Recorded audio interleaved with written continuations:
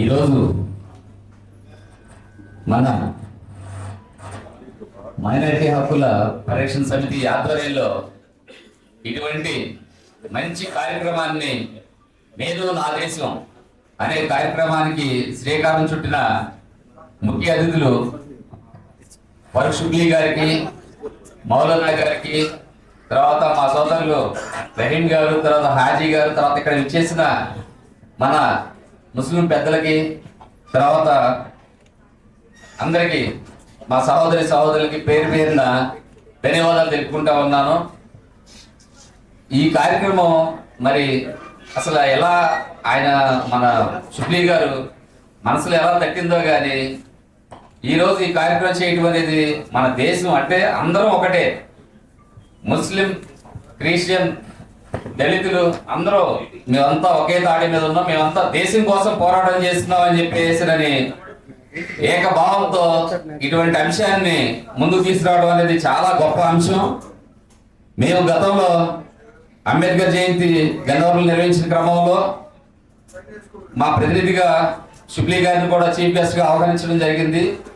ఆయన రావడానికి సుముఖం చూసినా కొన్ని కారణాల మూలంగా అటెండ్ కాలేకపోయిన పరిస్థితి. కానీ అంటే ఏంటంటే మొత్తం ఆ రోజు కార్యక్రమం ఏంటంటే మన ముస్లిం సోదరులు, దళిత నాయకులు, తర్వాత బీసీలు అందరినీ కలిపి అన్ని కులాలు, అన్ని మతాలు మేమంతా ఒకే విధంగా ఉన్నాం, ఏకతాటి మీద ఉన్నాం, మా దేశం కోసం అని చెప్పేసి మేమంతా సిద్ధంగా ఉన్నాం అని చెప్పేసి మెసేజ్ ఇవ్వడానికి అటువంటి కార్యక్రమం అని చెప్పేసి నిర్వహించే కార్యక్రమం చేశాము.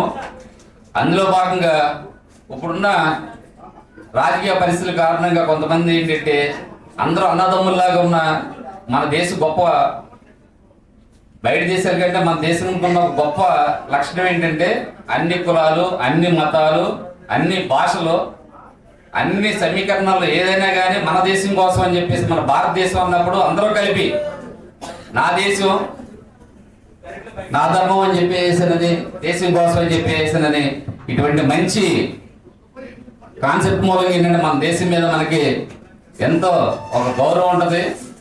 తర్వాత వీళ్ళు క్రిస్టియన్స్, వీళ్ళు ముస్లిమ్స్, వీళ్ళు దళితులు అని చెప్పి విభజించి పాలించే పరిస్థితులు కాకుండా ఏంటంటే ఒక ఐక్యమత్యంతో ముందుకెళ్దాం.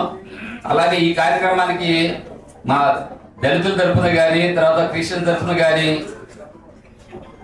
ఒక 25,000 మందిని దాదాపుగా మేము గేదర్ చేసి త్వరలో ఒక సమావేశం అయ్యి దానికి కూడా మేము పూర్తిగా మద్దతు తెలిపే విధంగా కూడా ప్రయత్నం చేస్తామని చెప్పేసి సభాముఖంగా తెలుసుకుంటా ఉన్నాం.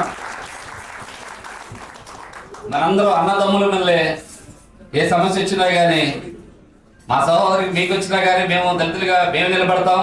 అలాగే దళితులకి ఏదైనా సమస్య వచ్చినా కానీ మీరు నిలబడి ఐకమత్యంతో మన హక్కుల కోసం పోరాటం చేసుకుని మన దేశం కోసం పోరాటం చేద్దామని ఈ సభాముఖంగా తెలియజేస్తూ ఈ అవకాశం ఇచ్చిన ప్రతి ఒక్కరికి పేరు పేరున ధన్యవాదాలు తెలుపుకుంటా ఉన్నా. రాష్ట్ర వ్యాప్తంగా 1,00,000 జెండాల పంపిణీలో 25,000 ఇళ్ళు మీయే ఉండాలండి. Thank you sir, thank you very much.